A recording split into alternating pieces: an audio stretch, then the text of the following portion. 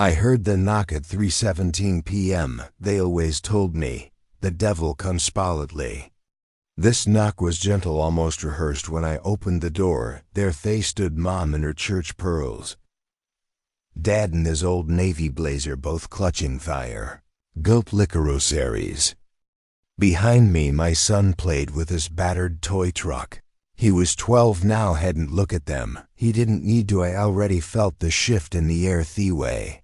Their faces contorted the moment their eyes landed on him. They froze. What is this? My father, stammered, his voice cracking in a way I hadn't heard since the day he called me a disgrace. That was the first crack theorist would come. You see, they buried me once. They did it with words, with shame, with locked doors.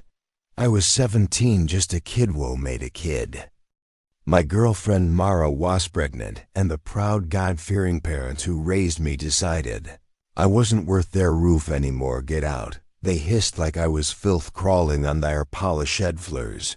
You've disgraced us, they stripped of their name that night. They told neighbors.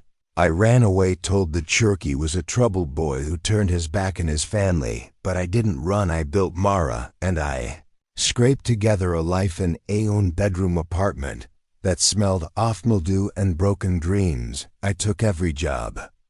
No one else wanted: washing dishes, cleaning up the blood and puke in Barset. Closing time, I watched my son's first steps on cheap linoleum lit by a flickering bulb. Every scraped knee, every fever, every monster under the bed. I was there, they weren't, and that suited me fine until they came back.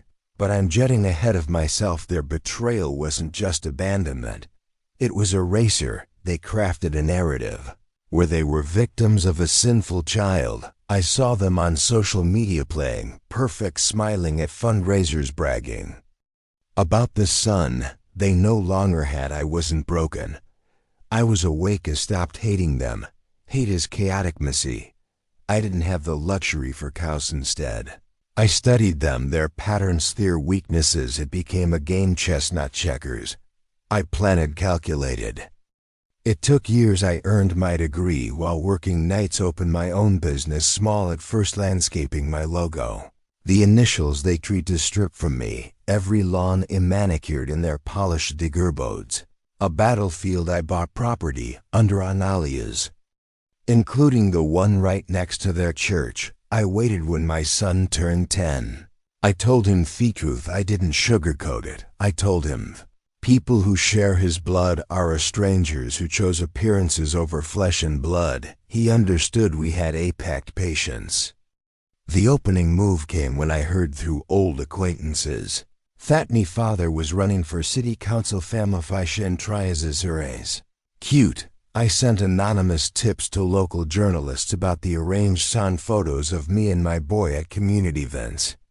Side by side, same eyes, same chin. Seed was planted. Then the invitations started arriving at their mailbox. Handwritten, old school, subtle things. Fatherson, son charity gala. You've been chosen for a feature story about fathers overcoming adversity. I knew their vanity wouldn't resist. They showed up. And that's where we are now, on my doorstep, in front of my son.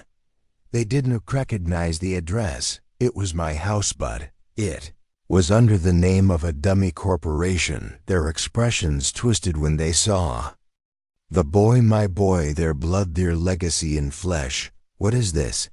Mimother whispered, mascara cracking under the weight of her confusion. I stepped forward, calm.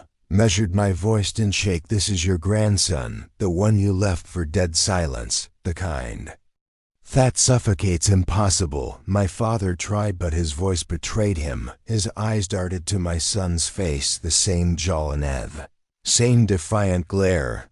There was no escape from biology. I handed him the file of photos, DNA tests, newspaper clippings. Off me business. Success, property deeds. Hishans trembled. I told you once. I said I wouldn't forget. I turned to my son. Do you know what these people are?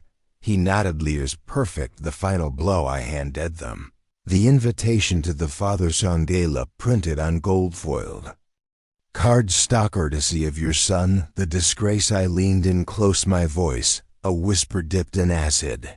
You'll go, you'll smilly, you'll introduce me as your son, you'll tell the world how proud you are of the boy you abandoned, and if you don't, everything in this file goes public. I paused. Oh, and I bought the building next to your church, guess what it's going to be? My mother's. Wallowed hard, a shelter for teen fathers. Your church will have to look at it every Sunday. I let them stew in, didn't threaten. I didn't have to. They left that day with the swagger knocked clean out of them. They went to the go all right. They smiled for the camera as they kissed my son in the cheek, every flashbulb captured their humiliation. Thirkenko, I won, but it wasn't about winning. It was about never letting them forget. Every time they see my boys' facility, see their failure, I never sought forgiveness. I sought memory. They wanted to erase me. Instead, I became indelible ink on the story they can't rewrite.